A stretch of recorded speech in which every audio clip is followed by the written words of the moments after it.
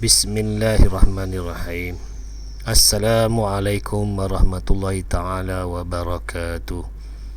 Para pelajar yang dikasihi sekalian, bertemu kita dalam modul ketiga semester 1 Small Process Fundamental. Saya Wan Muhammad Helmi bin Wan Jusoh.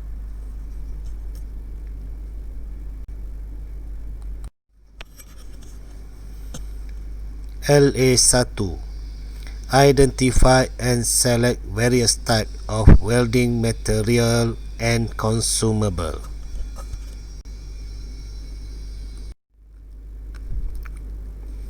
Isi kandungan 1.1 Welding background. 1.2 Welding process and grouping.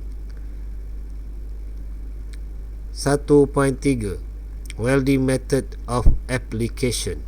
1.4 Welding consumable. Tujuan pelajaran.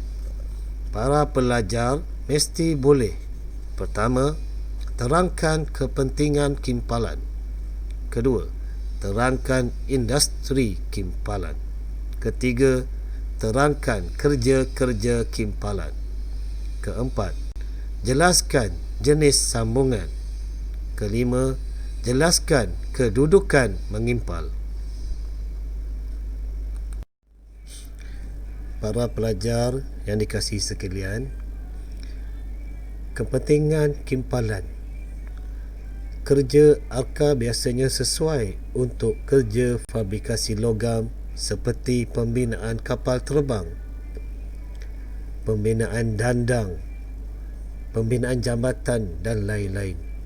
Oleh itu, bidang kimpalan amatlah penting sekali dalam perindustrian dan pembangunan sesebuah negara.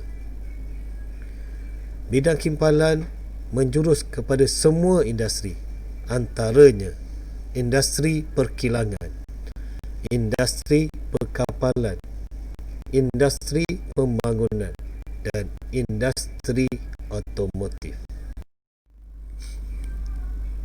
Para pelajar, mari kita melihat sejarah industri kimpalan. Pada tahun 1907, kaedah kimpalan arka logam mula bertambah maju, dan pada 1923, Institut Jurutera Kimpalan telah ditubuhkan. Pada tahun 1924, bangunan keluli mula dibina di negara Malaysia. Pada tahun 1939, satu proses baru yang dikenali sebagai stud welding mula digunakan oleh tentera laut untuk membina kapal dan pesawat pengangkut. Industri kimpalan semakin maju dan pelbagai kaedah dan peralatan terkini diperkenalkan sehingga kini.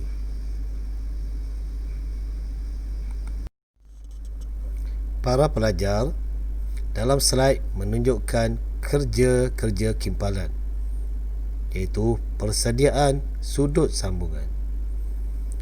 Sebelum itu, mari kita bincang mengenai kimpalan boleh dikategorikan kepada dua kumpulan, iaitu kumpulan pertama, kumpulan F. F merujuk kepada fillet atau kambi. Kumpulan kedua adalah kumpulan G, iaitu groove atau juga dikenali sebagai belura. Kita akan membincangkan lebih detail lagi jenis-jenis sambungan mengikut kumpulan ini dalam slide yang berikutnya.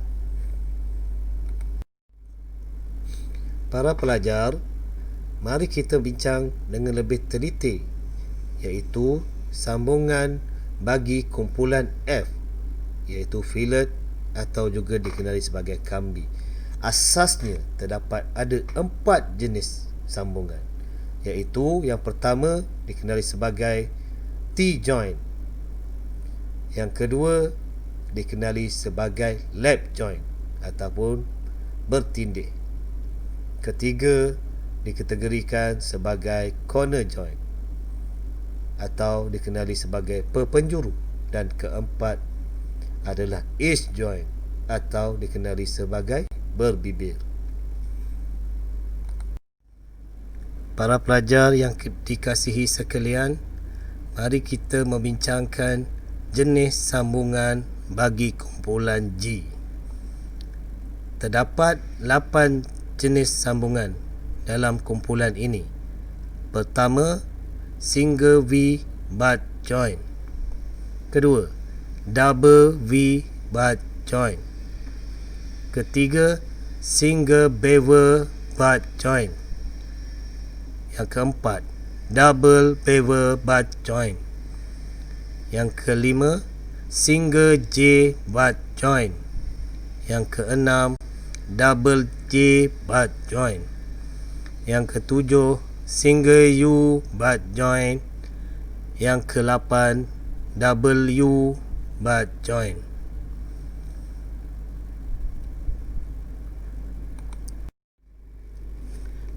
Kedudukan mengimpal. Terdapat 4 kedudukan asas mengimpal utama. 1.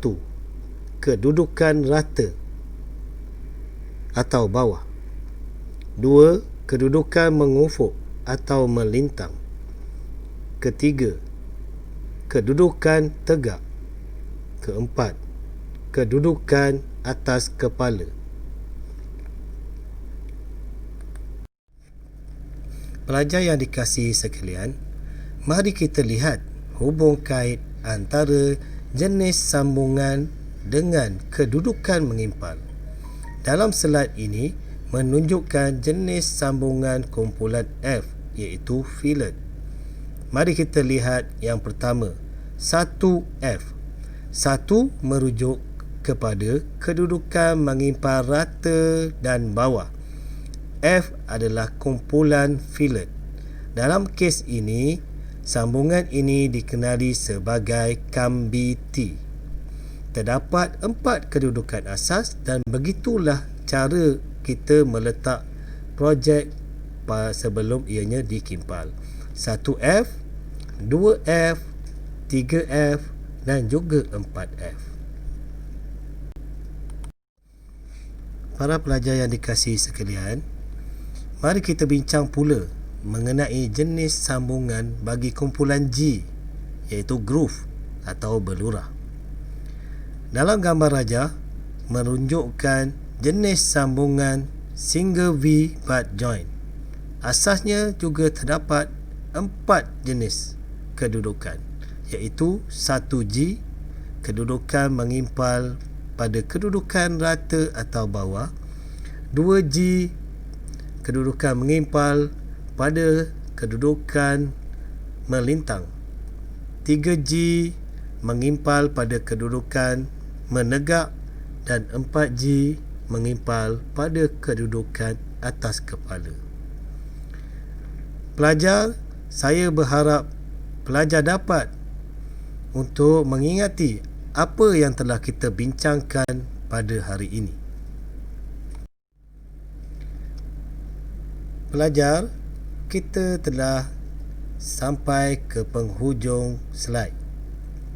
Seperti biasa, sekiranya pelajar ada sebarang kemusykilan dan pertanyaan, boleh diajukan melalui saluran yang telah ditetapkan. Sekian dulu untuk kali ini, dan kita akan bertemu lagi dalam tajuk yang seterusnya, iaitu pengenalan proses kimpalan. Wabillahi taufik wa hidayah. Wassalamualaikum warahmatullahi taala wabarakatuh.